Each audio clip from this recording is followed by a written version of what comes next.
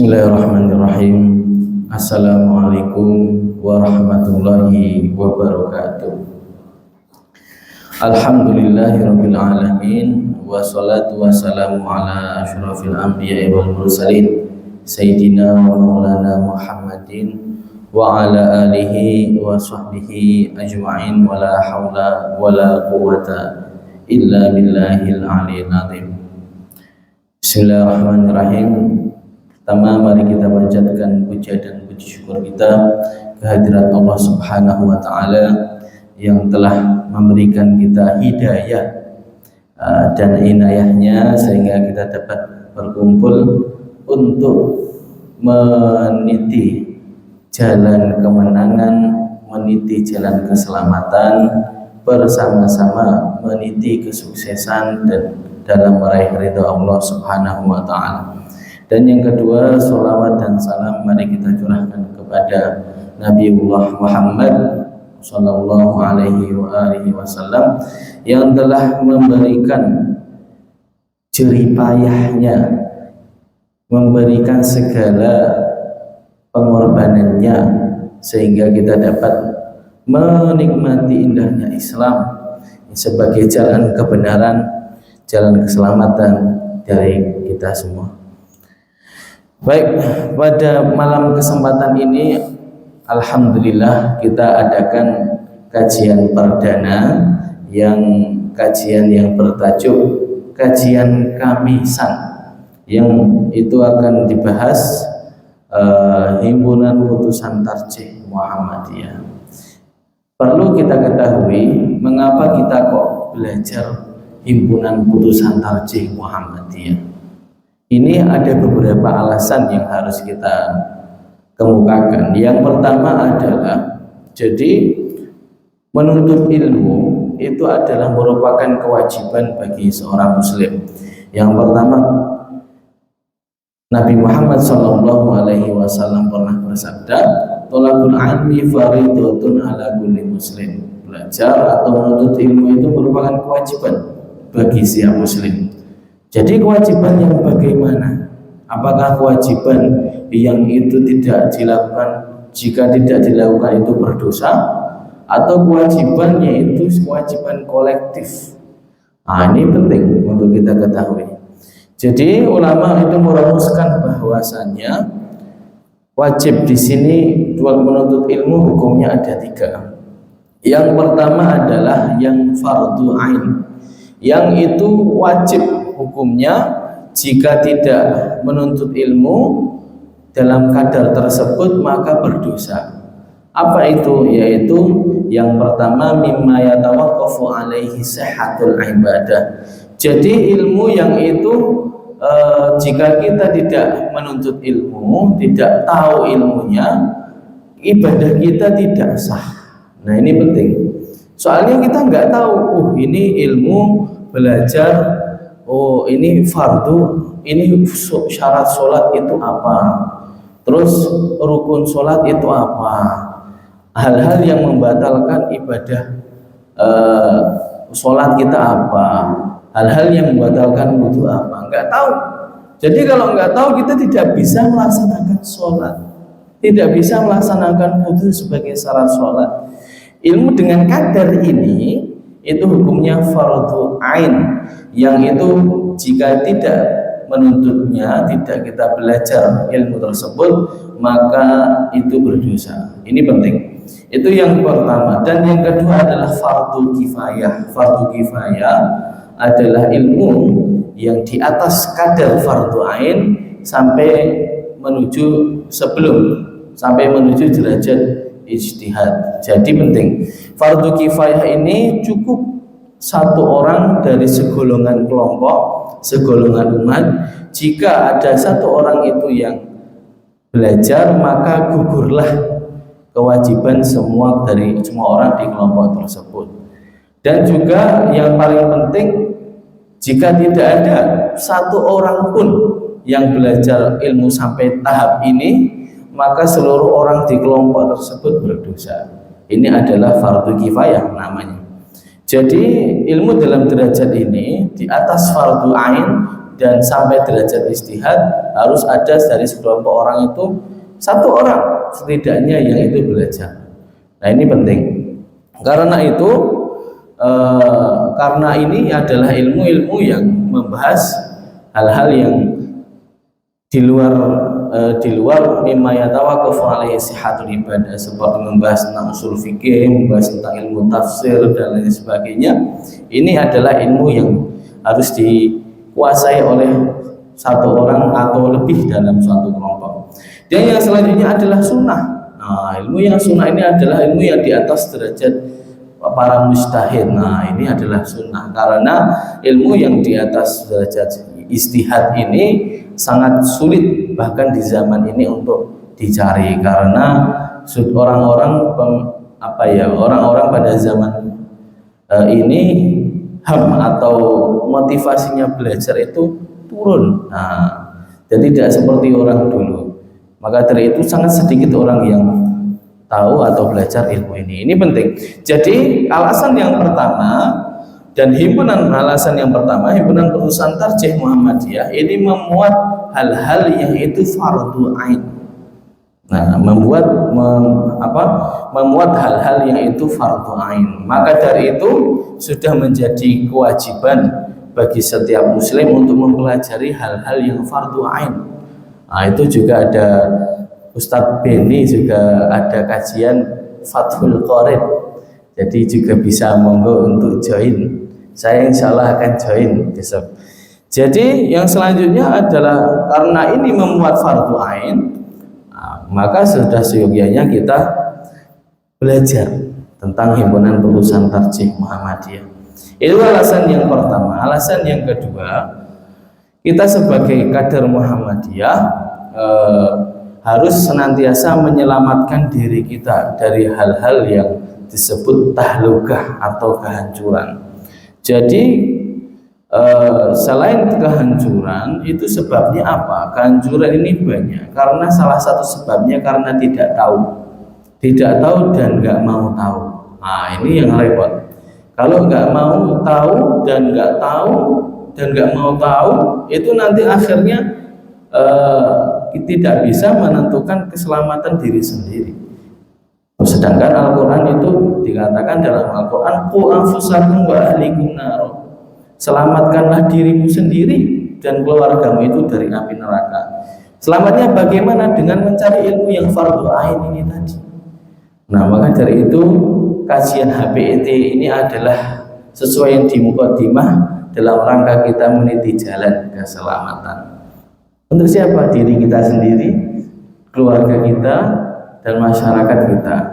Nah, masyarakat kita, maka dari itu monggo diajak teman-temannya, karena itu insya Allah akan membuat kita selamat dan orang-orang sekitar kita juga selamat.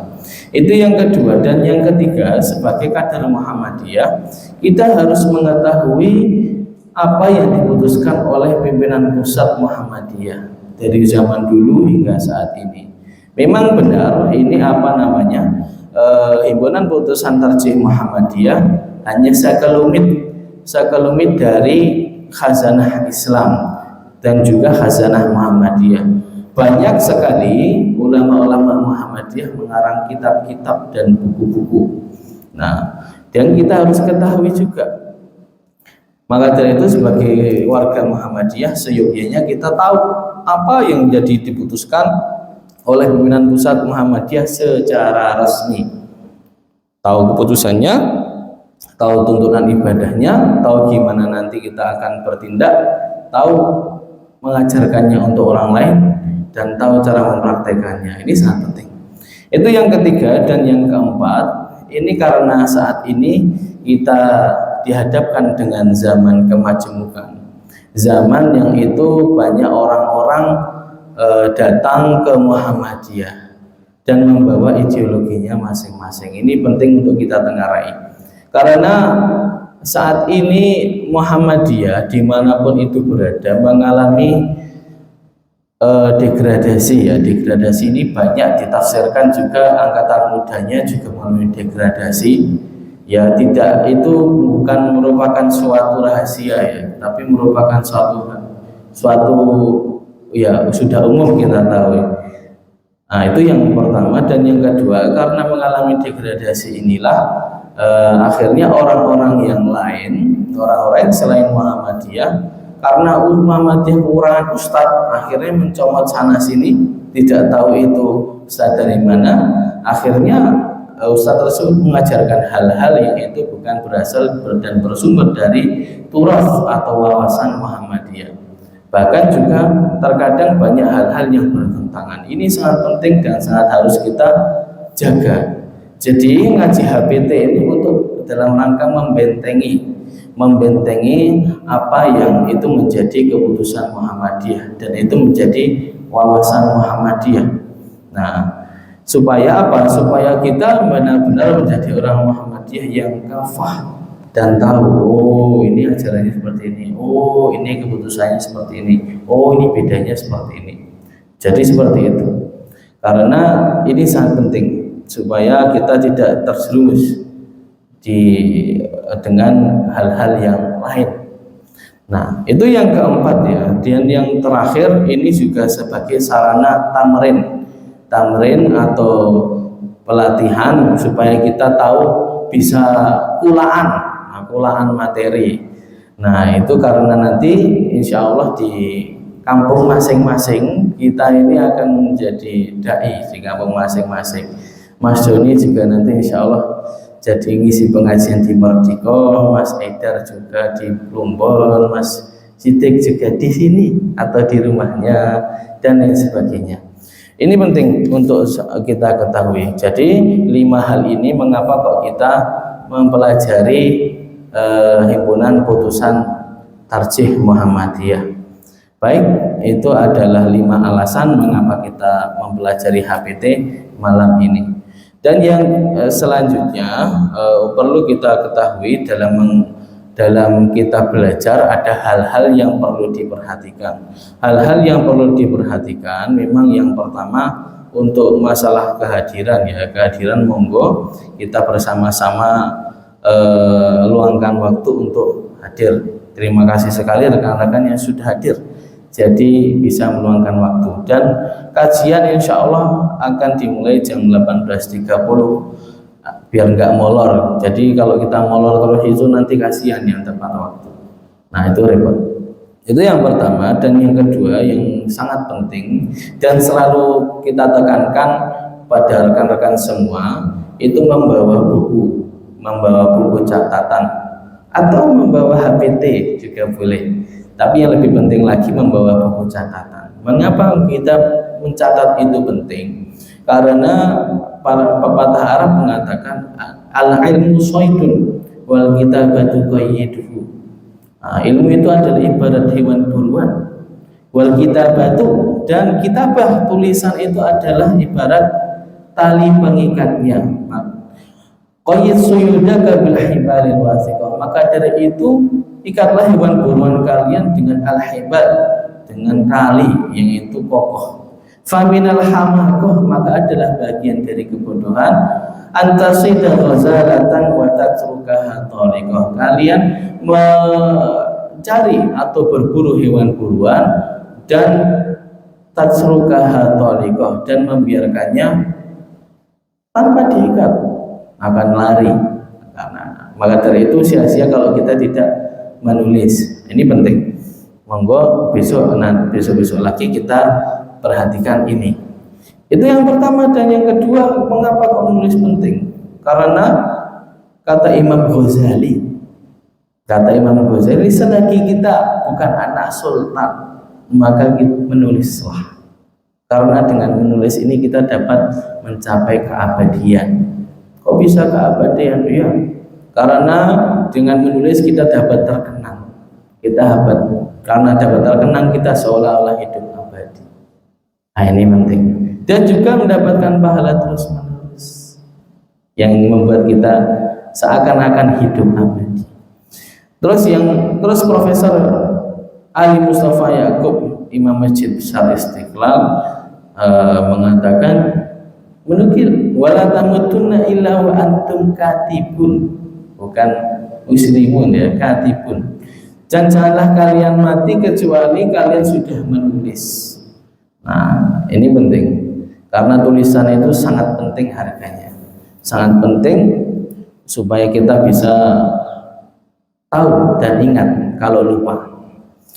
Itu adalah hal yang harus diperhatikan dan yang menjadi saya tanyakan dan yang menjadi kesepakatan selanjutnya ini akan saya tanyakan. Ini nanti sebentar lagi jam berapa Mas Edar itu akan adzan Isya. Jadi modelnya kajiannya mau di seperti pengajian malam pengajian tafsir Dr. Agus Trianto yang itu nanti dijeda sholat dulu baru nanti lanjut kajian lagi atau gimana kesepakatannya? Monggo, ada yang usul?